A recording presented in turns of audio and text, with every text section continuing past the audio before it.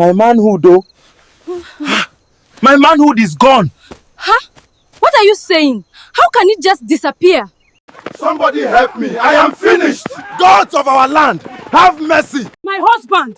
Don't tell me your manhood has vanished too. Yes, so you know there again, oh. Hey, whoa! I am finished. My manhood, oh. It has vanished. Somebody help me. I am finished. Gods of our land, have mercy. The sun was barely up over the quiet village of Ajanla. In a lonely corner of the village farmlands, a young lady groaned in pain. Her name was Kemi, a poor girl who had been carrying a secret pregnancy. She had no family close by and no one to help her. That morning, the pain came suddenly while she was weeding the farm. She fell to the ground, crying out, and within minutes delivered a baby boy. She held him weakly, whispering, "My child, my joy." But Kemi was very weak from bleeding. She had no strength to clean herself or call for help. Her eyes were closing when two strange men appeared from behind the trees. "She is the one," one of them whispered. "She should have died by herself, but we cannot take chances," the other replied coldly. Before Kemi could say another word, one of the men gripped her neck. Her weak cries faded into silence. They dropped her lifeless body among the weeds. The baby's cries filled the air, but the men turned and left. The innocent newborn lay beside his dead mother, wailing helplessly under the rising sun. There was no one around to hear him, at least not yet. Later that same morning, the sound of a crying baby carried through the gentle breeze. On the narrow path that connected Ajanla village to the neighboring Oke-Oro, a woman named Iyabo was passing by with a basket of vegetables on her head. She stopped suddenly. "That sounds like a baby," she murmured, setting her basket down. Following the cries, she pushed through the tall grasses and froze at what she saw. A young woman lay lifeless on the ground, still stained with blood. Beside her, a tiny baby wailed, kicking weakly. Iabo's heart pounded. "Oh, Lord, this poor woman," she whispered, her eyes softening. She knelt and gently picked up the baby. The child's skin was cold, but he was alive. Iyabo looked around for help, but the farm was empty. Who could leave a baby like this? She must have died giving birth, she thought sadly, assuming it was a tragic childbirth accident. She wrapped the crying baby with her shawl. "Don't cry, my child. From today, you are mine.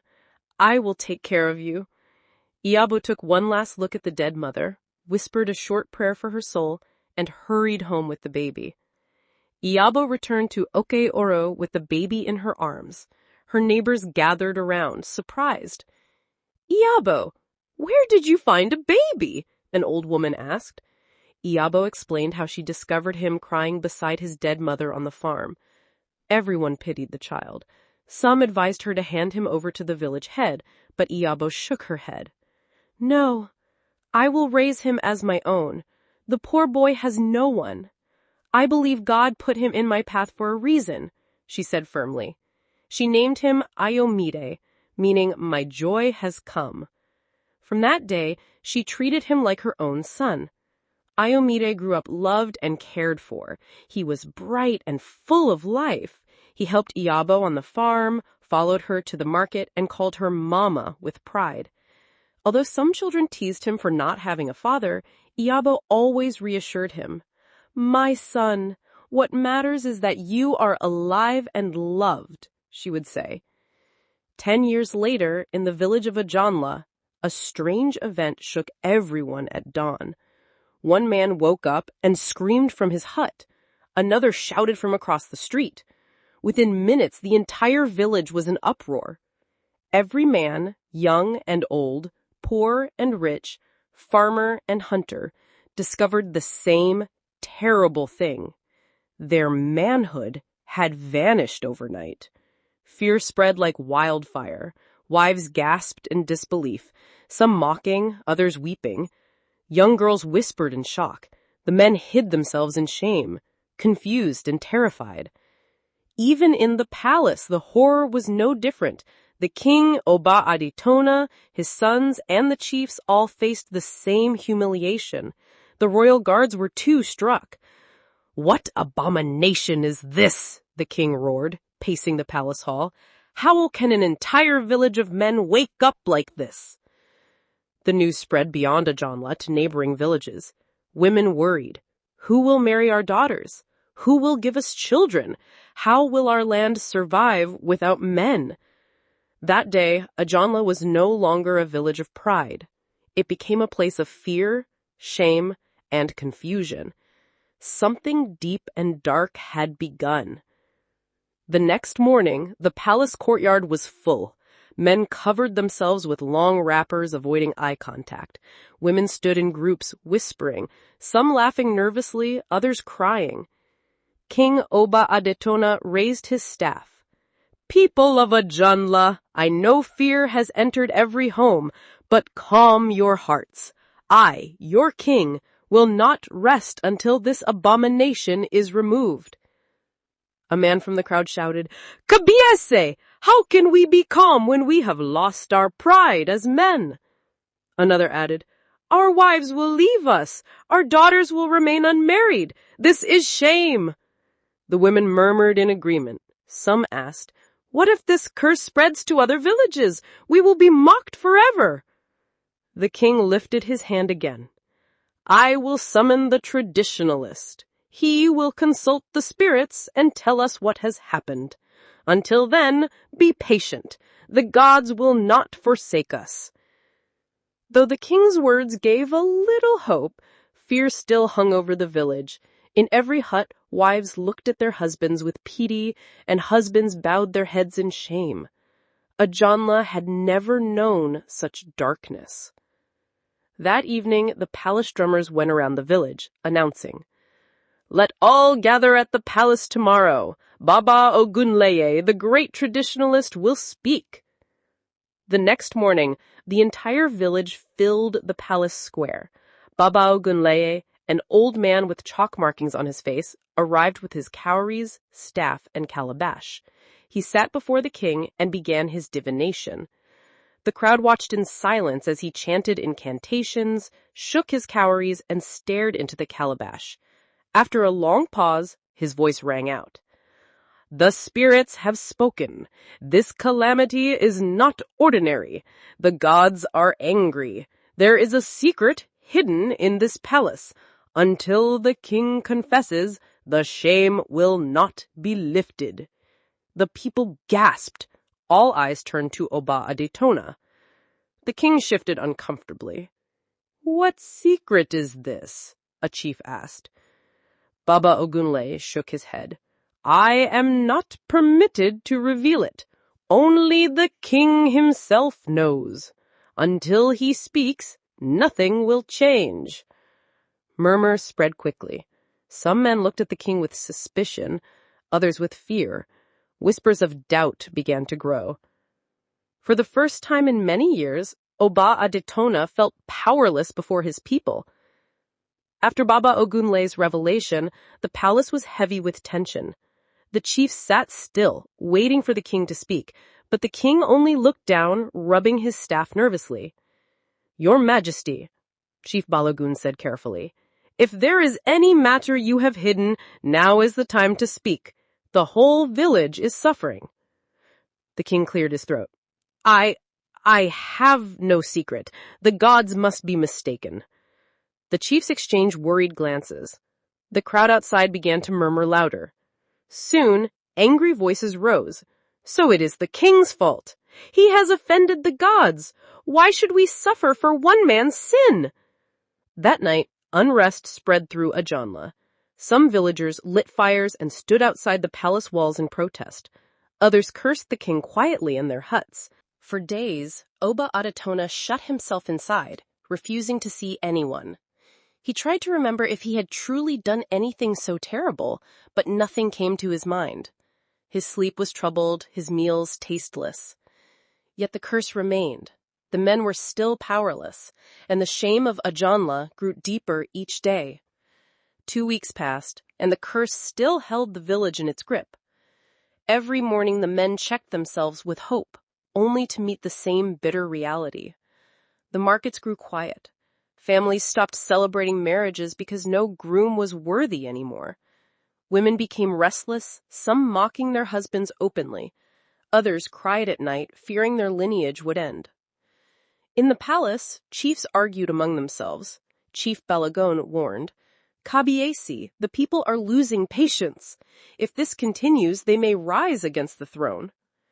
Indeed, outside the palace, groups of angry men and women gathered daily, chanting, "Confess, Kabiesi, confess and free us." Some loyal villagers defended the king, saying he was innocent. Others openly cursed him, claiming he was the reason their sons and husbands were disgraced. The once united Ajanla was now divided. Trust in the king's leadership was fading quickly. Alone in his chamber, Oba Adatona paced restlessly.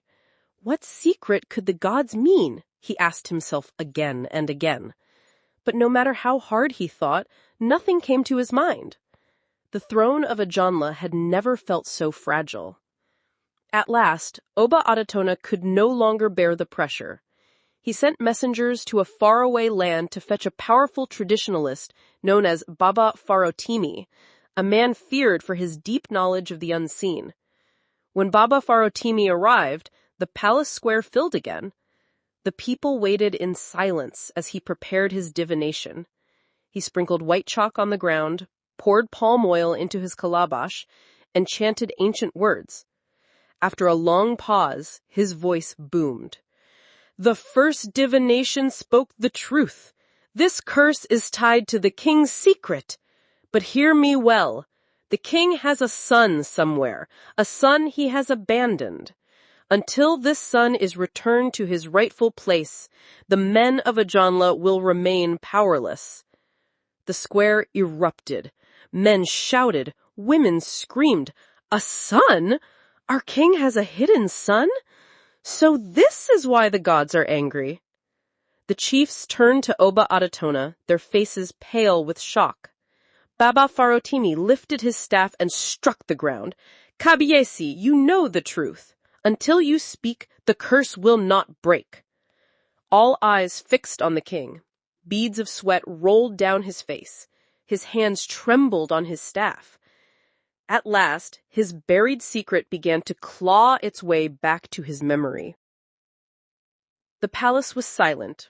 All eyes remained fixed on Oba Adatona as he struggled to breathe, his chest heavy with guilt. At last, he raised his head slowly. "What the diviner has said is true," he whispered.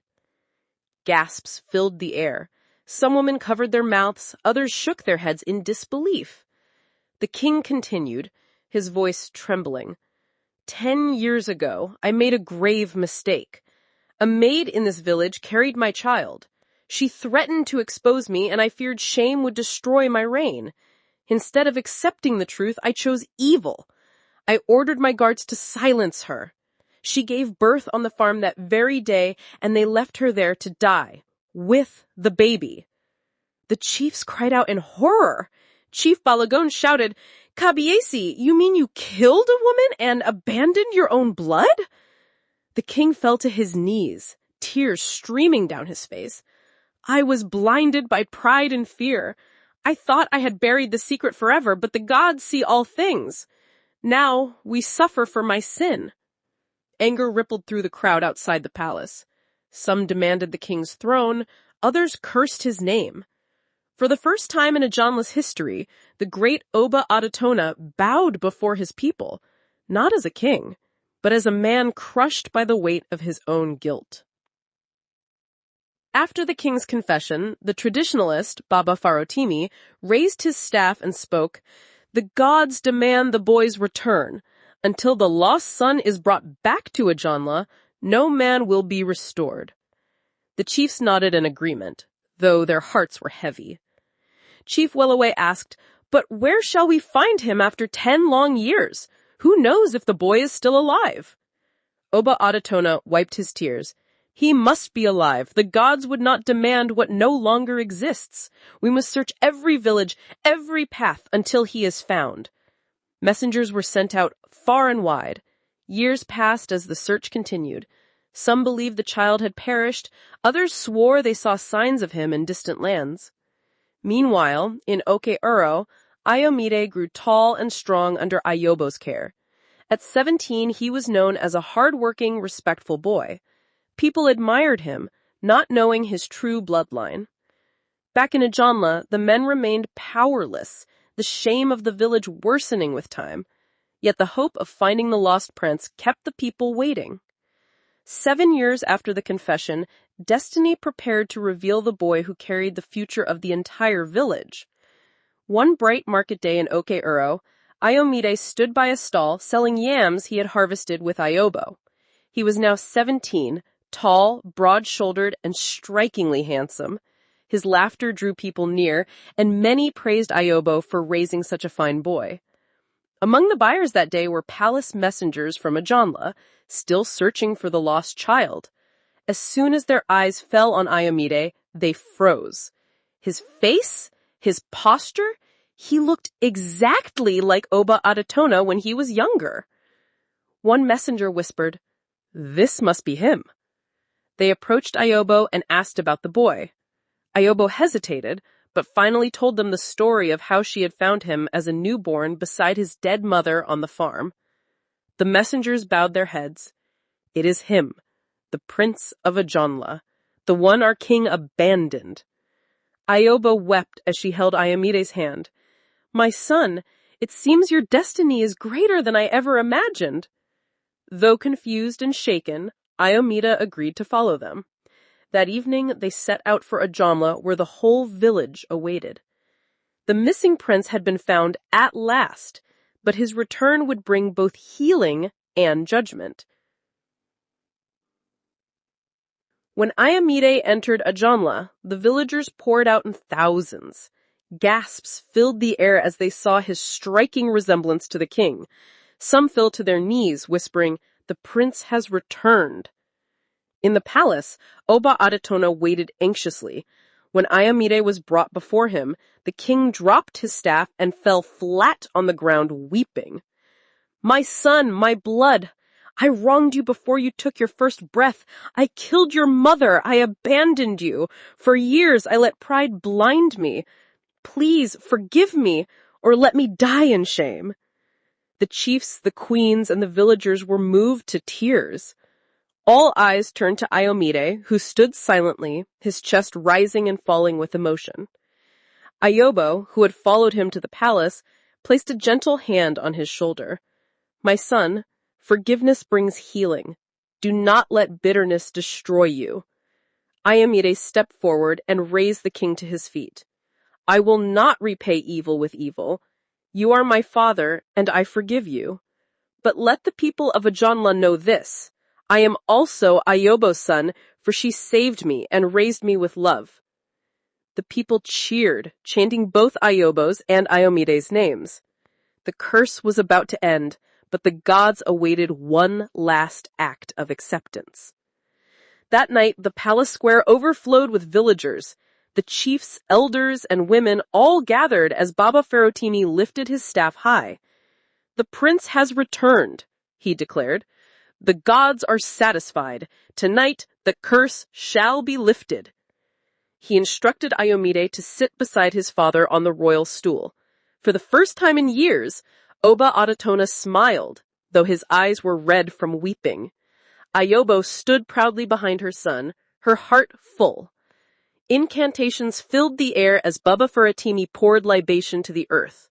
He called on the spirits of truth and justice, asking them to restore what was taken. At dawn, as the first cock crowed, shouts of joy erupted across Ajanla. Men rushed out of their huts, laughing, crying, and shouting in relief. Their manhoods were restored. Women embraced their husbands, children clapped their hands, and songs of praise filled the streets. The shame of Ajanla was finally broken. In the palace, Oba Adatona lifted Ayomide's hand before the crowd. "This is my heir, the heir of Ajanla. From today he shall prepare to sit on this throne after me." The people roared with joy. The curse that nearly destroyed them had turned into the blessing of a restored prince. The village square overflowed with drums, songs, and dancing. Men, women, and children celebrated as if a great war had been won. For years, Ajanla had carried the shame of the curse, but now joy had returned. Oba Adatona, weak but full of peace, raised his hands. The gods have shown us mercy. But let us never forget, truth is stronger than lies, and patience brings justice. He turned to Iyabo, tears in his eyes. You stood firm, even when they mocked you. And you, Ayomide, my son, you are the pride of Ajanla. The throne is safe in your hands. Ayomide bowed. Father, I will serve the people with truth and courage. The chiefs and elders cheered while Baba Farotimi struck his staff on the ground 3 times, sealing the end of the curse. From that day forward, Ajanla became known not as the land of shame, but as the land where truth restored a kingdom. Songs were composed in Iomide's name, and Iyabo walked proudly, no longer mocked, but honored as the mother who carried hope through pain. And so, the kingdom of Ajanla entered a new dawn. Its curse broken, its heir restored, and its people united once again.